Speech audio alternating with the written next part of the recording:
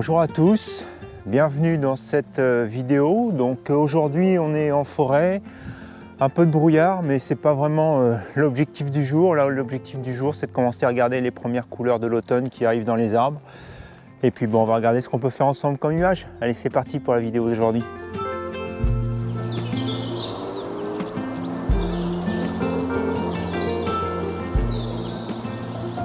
Voilà, l'objectif d'aujourd'hui, c'est vraiment de commencer à regarder la forêt parce que on s'impatiente un peu, on a envie que l'automne soit là et surtout que les couleurs changent dans les arbres. Comme vous pouvez le voir autour de moi, donc ça commence tout juste, mais il y a des choses quand même déjà intéressantes. Donc là, on va regarder ensemble ce qu'on peut faire comme image. Et puis je me suis arrêté à un endroit où on était déjà venu ensemble au mois de mai. Alors les couleurs étaient différentes puisque derrière moi, si vous vous rappelez, je vais vous mettre la vidéo. Donc on avait les lupins, on était venu photographier les lupins ici. Donc là, les lupins, il n'y en a plus. Il y en a juste là un devant moi qui est largement fané, qui à la limite on pourrait peut-être récupérer pour faire des graines, mais c'est tout ce qu'on pourrait faire avec. Mais voilà, donc plus de lupins, des arbres, des feuilles. Donc là derrière moi, vous voyez, il y a des bouleaux. Donc les bouleaux, c'est toujours intéressant en automne parce qu'il y a des feuilles jaunes. Derrière moi, le fameux arbre que j'avais pris aussi en photo tout seul à l'époque, donc qui m'intéresse toujours. Et puis sur ma gauche, donc cet arbre sans feuilles, complètement sec. Donc je vais regarder là pour me mettre en position pour faire une photo. Donc le soleil va se lever normalement quelque part par ici. Donc on va être un peu en léger contre-jour, donc on va juste attendre d'avoir un petit peu plus de lumière. Bon, il y a un peu de brouillard, donc ça peut être sympa aussi pour masquer quelquefois l'arrière-plan. Là on le voit un peu sur le bord, sur le bas en fait des arbres, donc un petit peu de brouillard, donc ça va donner un petit peu plus de profondeur à mon image. Donc ça peut faire quelque chose d'intéressant. Alors c'est vrai que revenir ici quand les bouleaux seront eux complètement en couleur jaune, ça va être encore meilleur, mais ça peut déjà donner une bonne photo. Donc on va se mettre en position. Et puis on regarde ça ensemble. Donc je me suis mis en position pour faire ma première image. Et je vous avouerai qu'en me mettant en position, je ne suis pas forcément convaincu de mon image. Donc c'est assez paradoxal. En fait, je vais vous expliquer pourquoi. Et c'est là où c'est assez important. Parce que ce qui a vite fait de nous attraper en automne, c'est qu'il y a des super couleurs, il y a des couleurs un peu partout. Et puis on a envie de montrer toutes ces couleurs et donc on a parfois envie d'en mettre un peu de trop, quoi. Et je pense que c'est un peu ce que je suis en train de faire. Donc il y a effectivement ici pas mal de sujets, mais je pense qu'en fait il y a pas mal de sujets qui sont séparés parce que tous ensemble je ne suis pas forcément convaincu que finalement ça donne une belle photo. Donc là, vous voyez dans l'encart, je suis au 24 mm, entre 24 et 28 mm. À peu près. J'ai essayé de m'ouvrir au maximum. Alors pourquoi je ne suis pas descendu encore plus bas? Déjà parce que je n'ai pas l'objectif et en plus, vous voyez déjà au 24 mm, alors j'arrive bien à voir l'arbre à gauche et l'arbre à droite, les bouleaux dans le fond, mais je commence à avoir du ciel et là, comme je vous le disais, de toute façon je vais être en contre-jour, il n'y a pas de nuages aujourd'hui, donc on n'aura pas les mêmes couleur rouge dans le ciel comme on a eu la semaine dernière, donc très clairement un ciel fade. Et donc si je ragrandis un peu, vous allez voir ça. Ouais, je ne peux pas agrandir beaucoup plus d'ailleurs, mais en fait donc le ciel il est vraiment insipide, il n'y a rien dedans. Donc ensuite ce qui se passe, vous voyez, c'est qu'il y a un peu trop de choses et finalement je pense qu'on ne sait pas trop bien ce que je veux photographier. Alors même si les bouleaux ne sont pas encore tout de suite en fleurs, en couleur, je veux dire en feuilles, là on a les deux sujets à gauche et à droite. Mais finalement il n'y a pas vraiment grand chose dans l'image, il n'y a pas de premier plan qui nous mène dans l'image. Donc vous voyez, je pense que là je suis typiquement sur quelque chose qui ne va pas fonctionner. Donc je vais juste prendre la photo pour la mettre à l'écran et puis pour vous montrer. Mais je pense que en revanche, donc il y a des choses à faire. Donc déjà pour les bouleaux, je pense que tout simplement, voilà ce qu'il faut faire. Il faut zoomer et puis donc se concentrer sur cette partie-là. Donc là, il va falloir probablement que je ragrandisse un tout petit peu. Et là, je suis déjà un peu mieux. Alors effectivement, donc je vois les feuilles du premier arbre sur la gauche, mais ça pourra toujours se rattraper cadrage sur l'ordinateur parce que là après on est trop grand. Ou alors je vais carrément prendre que le pied des bouleaux. Et puis dans ce cas-là, je vais sélectionner une lentille supérieure. Mais je pense qu'ici, là, vous voyez, comme ça, je suis plutôt pas mal. Donc voilà, là on va juste attendre d'avoir un petit peu plus de lumière, voir ce que ça donne aussi sur le brouillard, et puis on va prendre l'image. Allez, c'est parti, je vous montre ça à l'écran.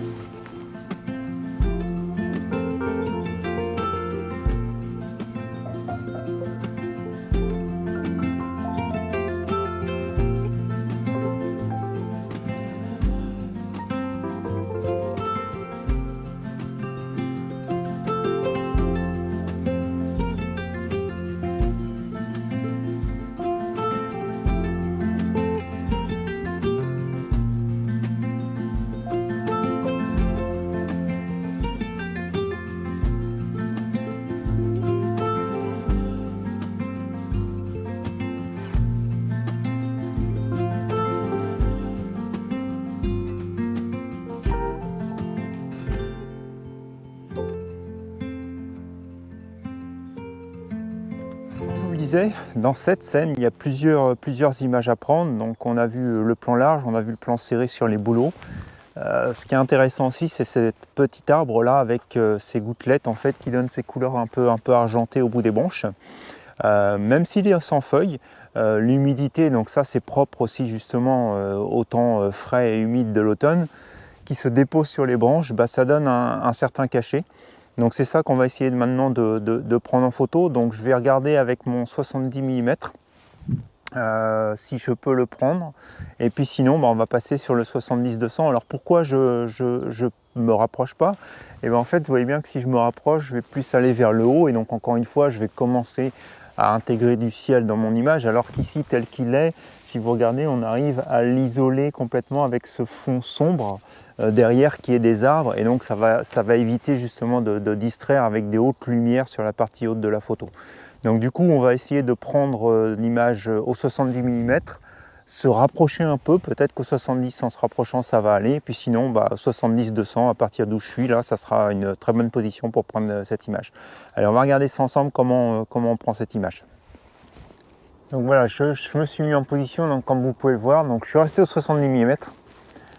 Je me suis approché de l'arbre,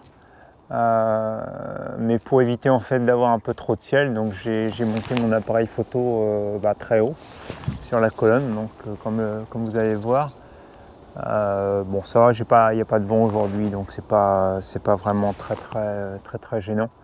Je dirais même que c'est pas gênant du tout, c'est assez stable malgré tout. Donc je suis plutôt pas mal là pour l'image. Donc je vais vous montrer à la vidéo ce que ça donne au niveau du cadrage. Donc voilà, j'ai essayé d'isoler au maximum cet arbre. Alors je coupe effectivement quelques branches, mais je trouve pas ça gênant. Donc il est bien en fait mis en évidence parce que derrière on a un arrière-plan qui est beaucoup plus sombre. Donc du coup ce que je vais faire, c'est que je vais sélectionner un diaphragme relativement ouvert, donc f8 voire moins. Je vais regarder, mais je pense que je vais même probablement carrément descendre sur du diaphragme de 5-6 pour essayer vraiment de flouter au maximum l'arrière-plan et de garder de net que la partie autour de l'arbre. Ensuite, au niveau du développement, donc très clairement, il va falloir que j'assombrisse un peu la partie devant de l'herbe parce qu'elle est aussi un petit peu trop lumineuse pour garder vraiment l'attention sur l'arbre et sur ses gouttelettes. Donc on va faire une première image comme ça. Et puis ensuite, alors je pense qu'on va complètement cette fois-ci monter le 70-200 pour vraiment isoler quelques branches avec les gouttelettes d'eau, parce que là on a la lumière qui se reflète dedans et je pense que ça peut donner aussi une image sympathique. Donc je prends la première image ici au 70 mm comme ça, et puis après on monte le 70-200 et on regarde ce que ça donne.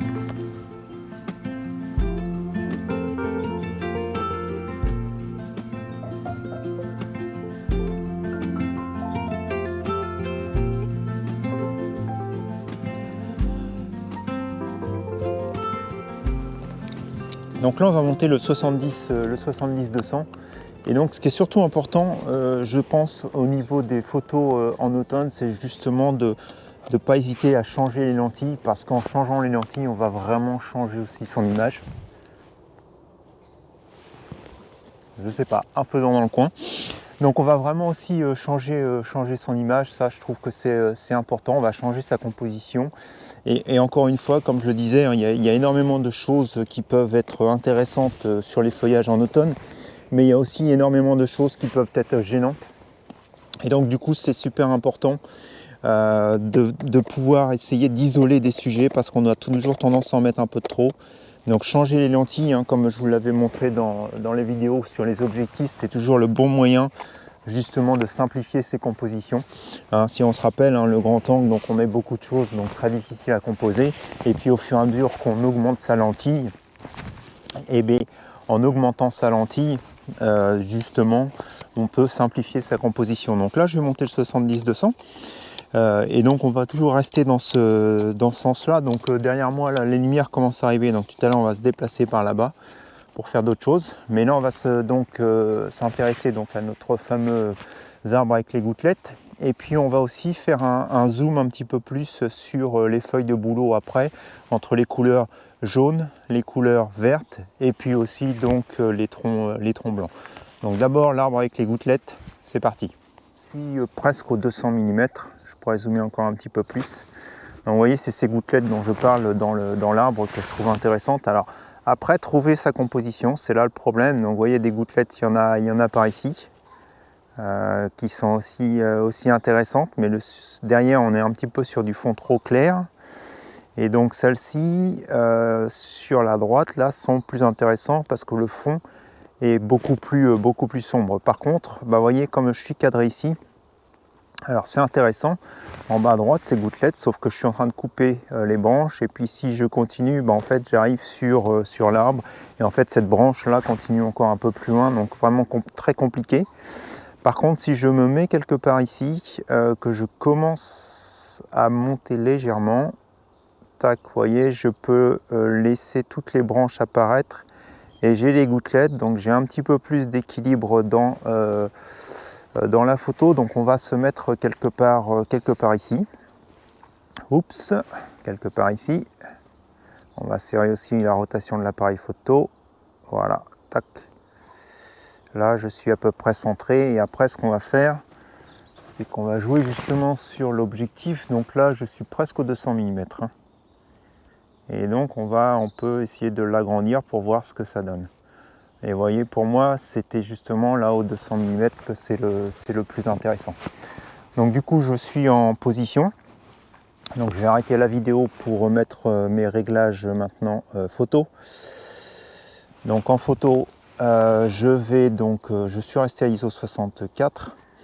Je vais continuer à sélectionner un diaphragme relativement bas, 5-6. Et donc on va regarder ce que ça donne pour les réglages. Là je suis à une vitesse du 1/5.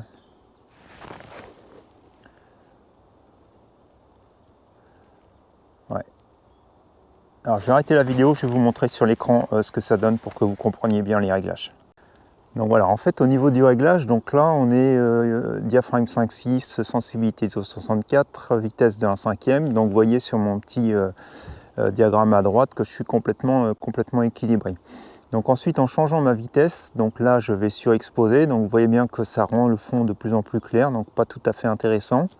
Par contre si je commence à sous-exposer, donc là les gouttelettes se détachent un petit peu plus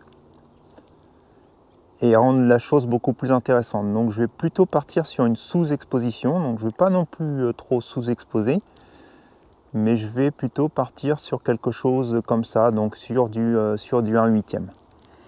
Donc voilà, on est parti, c'est maintenant le réglage pour l'image finale. Et voilà, c'est dans la boîte.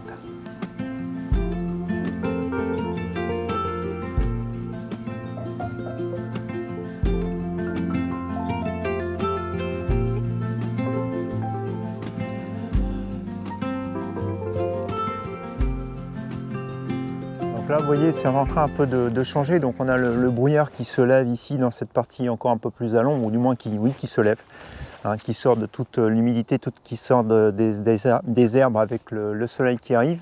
Et puis derrière moi, là, vous voyez probablement là-bas dans le fond, donc le soleil commence à éclairer et puis donc il y a des choses assez intéressantes. Donc on va aller se mettre en position. Je vais quand même finaliser mon image avec les boulots très rapidement. Je vous la mets à l'écran et puis on va aller vers le haut pour voir un petit peu plus ce qu'on peut faire maintenant en jouant avec les lumières et les couleurs dans les arbres. Allez, c'est parti!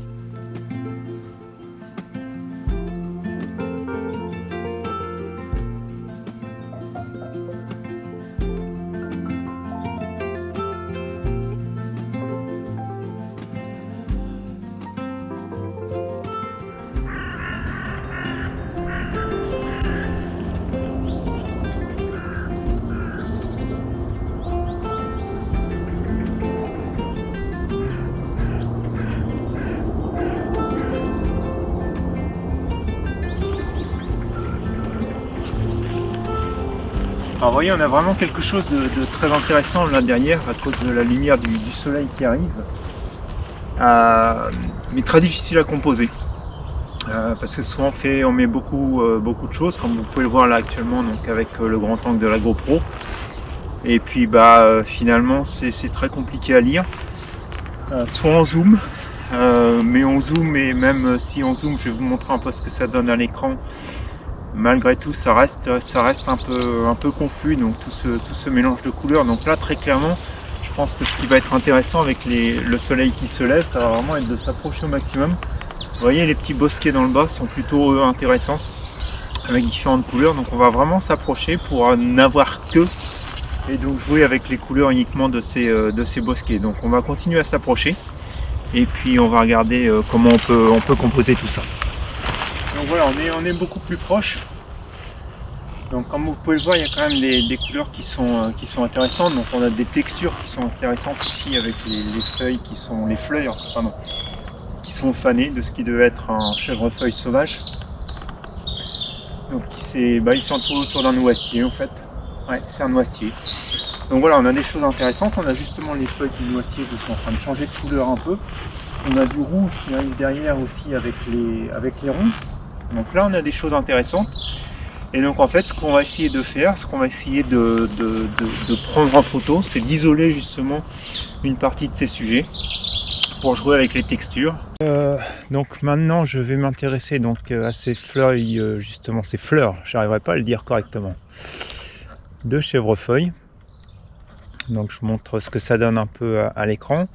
Donc je suis en train de chercher ma composition. Alors j'ai la possibilité soit de complètement les centrer.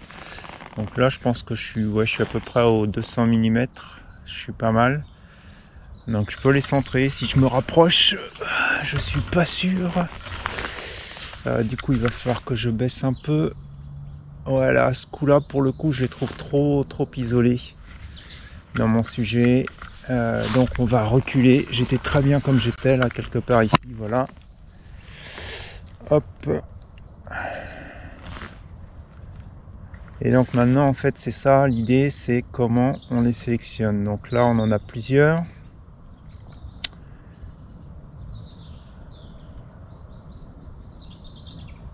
Là il y a les mésanges qui sont en train de passer derrière. Alors après il faut que je fasse attention de ne pas être trop de travers, parce qu'avec ma profondeur de champ ça va être gênant. Ici il y en a un peu de trop. Je pense que je vais sélectionner, voilà, exactement comme ça. Tac, alors on le voit, il y a un petit peu de vent, donc je pense que je vais ragrandir un petit peu, quoi qu'il faudra que je vois en format photo après. Mais je pense qu'ici on serait bien. Donc il y a un peu de vent, donc il va falloir faire attention à la vitesse. Maintenant, est-ce que... Ouais, je pense que je peux ouvrir un petit peu, augmenter un peu ma focale. Alors ici c'est vraiment de trop, mais je pense que là quelque chose comme ça on serait pas mal. Et du coup ça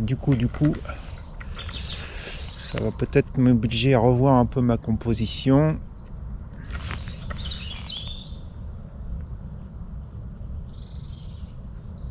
Voilà, il faudrait que je me mette ici, tac, que je coupe un peu celle de la gauche en recadrant comme ça, et je pense que là je serais pas mal.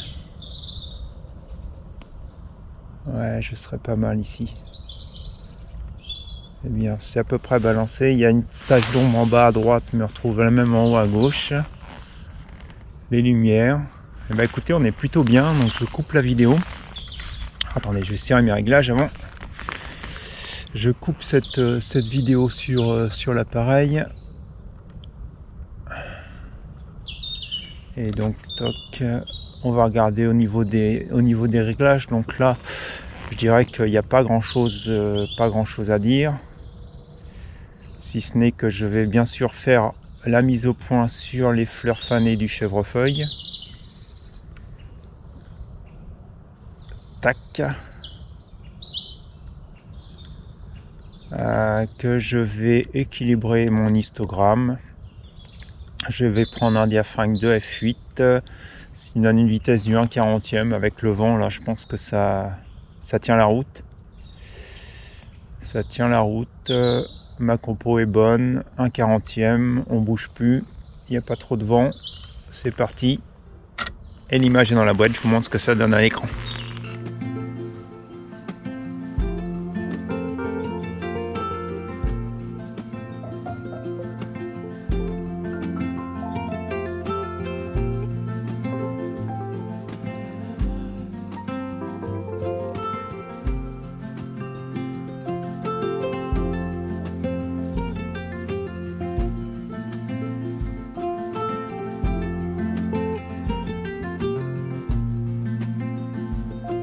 Donc voilà, je me suis mis en place pour ce qui va être ma dernière composition. Je vais vous mettre ça à l'écran. Donc là, je suis toujours avec le 70-200, je suis un petit peu plus de 70 mm. Mais en fait, l'idée, c'est surtout qu'encore une fois, donc, il y a du ciel. Donc là, maintenant, le ciel devient bleu, ce qui pourrait être sympa, mais c'est pas non plus ce que j'ai envie. Ce que j'ai envie, c'est les verts, c'est les jaunes, c'est les bruns orange sur le devant. Donc voilà, c'est ma composition. Et là, encore une fois, donc j'ai vraiment pensé serré. Donc j'ai inclus un maximum de choses malgré tout dans mon image cette fois-ci. Puisqu'on a un premier plan vert, on a un second plan donc un peu orange, et puis donc les arbres dans le fond. Donc là, je vais jouer avec un diaphragme probablement de F9, F10, quelque chose comme ça, pour avoir une bonne profondeur de champ. Mais surtout, je joue aussi sur l'effet de compression, comme on l'avait vu sur le 70-200 mm, pour à la fois rapprocher les plans et donner tout en conservant une certaine profondeur. Donc c'est pour ça aussi que je me suis mis plus proche du 70 que du 200 mm, parce que si on se mettait sur le 200 mm, bah là on a vraiment tout compressé. Et puis vous voyez, même quelque part ici, je trouve que c'est plus forcément super intéressant. Donc là, on va se mettre au 70 mm comme ça.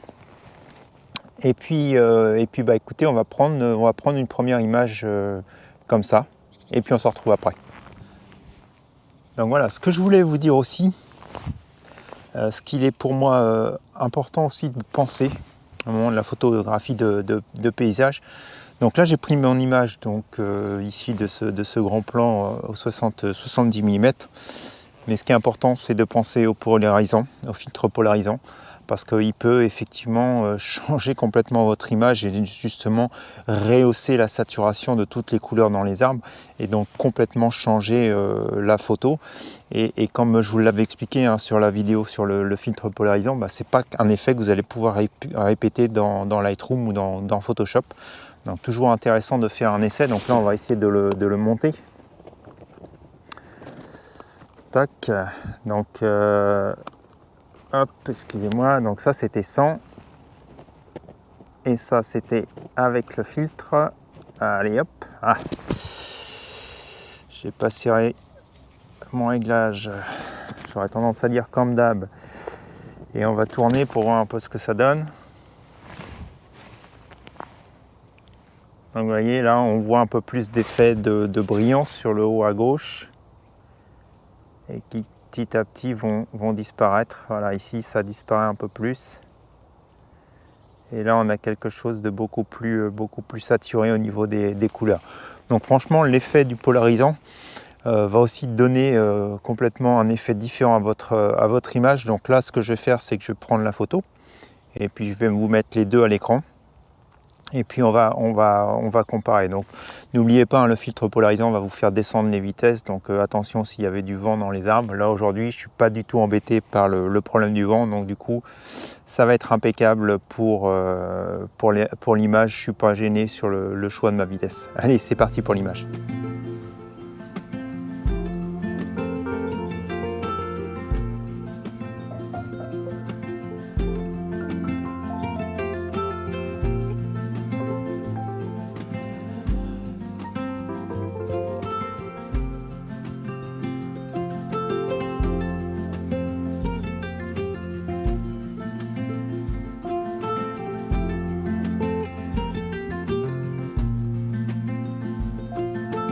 Donc voilà, c'est fini pour la vidéo d'aujourd'hui. Donc ce que je voulais vraiment vous passer comme message, c'est qu'en photographie sur les paysages d'automne, ne pensez pas forcément large, mais pensez aussi à cadrer serré, parce qu'on élimine certains détails qui peuvent être gênants, et puis on se concentre sur ce qui est l'essentiel. Donc n'hésitez pas à changer de lentille, n'hésitez pas à passer sur les 70-200 mm, vraiment de se concentrer sur le sujet principal.